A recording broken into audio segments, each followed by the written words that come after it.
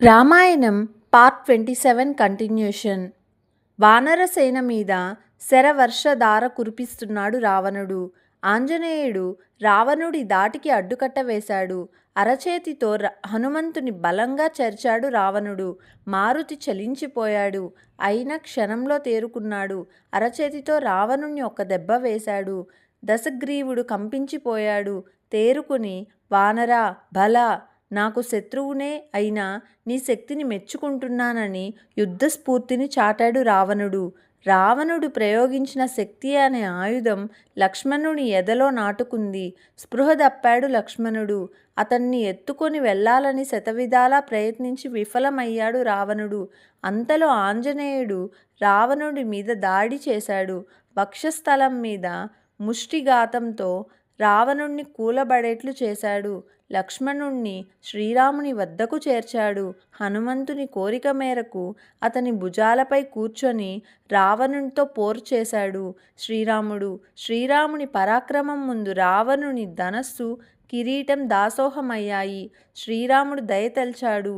రావణునితో, నీవు యుద్ధంలో అలసిపోయావు, సేద తీర్చుకొనిరా, అప్పుడు నా బలమేమిటో తెలుసుకుందామని శృతి మెత్తగా చెప్పాడు శ్రీరాముడు. అంతఃపురానికి తిరిగి వెళ్ళిన అవమాన భారం రావణుణ్ణి ఒకచోట కూర్చోనియడం లేదు.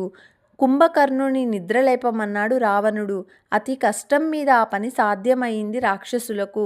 కుంభకర్ణునికి 6 నెలలు నిద్ర, అలాగే ఒకరోజు భోజనం. అందుకే కుంభకర్ణ నిద్ర అనేది ఒక జాతీయంగా భాషలోకి వచ్చింది.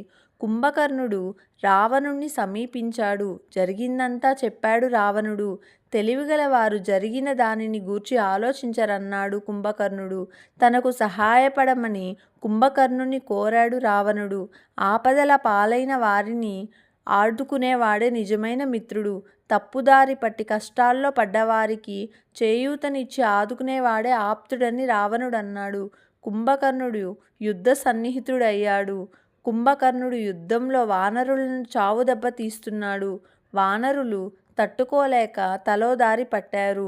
శ్రీరాముణ్ణి ఆశ్రయించారు. ఐంద్రాస్త్రంతో కుంభకర్ణుని శిరస్సును ఖండించి శాశ్వత నిద్రలోకి పంపాడు శ్రీరాముడు. శ్రీరాముని బాణదాటికి కుంభకర్ణుని తల లంకలో పడిపోయింది. ఆ తల తగలడం వల్ల రాజవీధుల్లోని ఇంటి కప్పులు, ఎత్తైన ప్రాకారాలు కూలిపోయాయి. కుంభకర్ణుని మరణవార్త రావణుణ్ణి కృంగదీసింది. రావణ కుమారుడైన అతికాయుడు లక్ష్మణుణ్ణి బ్రహ్మాస్త్రానికి బలయ్యాడు. తమ్ముణ్ణి, కొడుకును పోగొట్టుకుని తల్లదిల్తున్న రావణుడు ఇంద్రజిత్తు ఓదార్చాడు.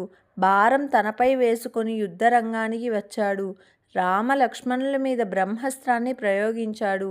రాముని సూచన మేరకు రామునితో పాటు లక్ష్మణుడు స్పృహ కోల్పోయినట్లు పడి ఉన్నారు.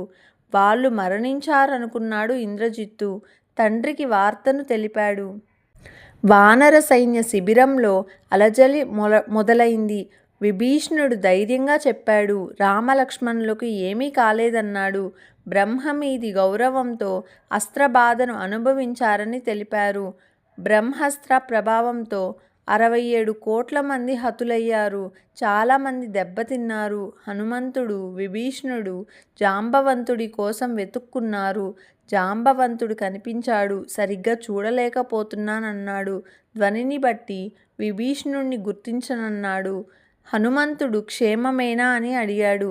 అంతర్యం అంతు చిక్కలేదు విభీషణునికి.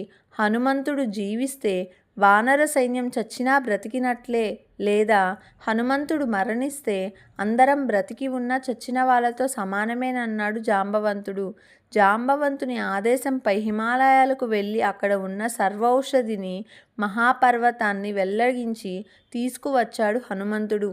ఔషధుల వాసనకే రామలక్ష్మణుల గాయాలన్నీ మటుమాయమయ్యాయి. చనిపోయిన వానరులు మళ్ళీ లేచి కూర్చున్నారు. సుగ్రీవాజ్ఞతో వానరులు లంకకు నిప్పు పెట్టారు. శత్రుపక్షాన్ని మానసికంగా దెబ్బతీయాలనుకున్నారు ఇంద్రజిత్తు. హనుమాదాది వానర సేనులను చూస్తుండగా మాయాసీతను సంహరించారు. అందరూ నిజమేననుకున్నారు. ఈ వార్త తెలిసి శ్రీరాముడు శోకసంద్రంలో మునిగిపోయాడు. ఇదంతా ఇంద్రజిత్తు మాయేనని విభీషణుడు తెలపడంతో అందరూ ఊపిరి పీల్చుకున్నారు. To be continued in next part.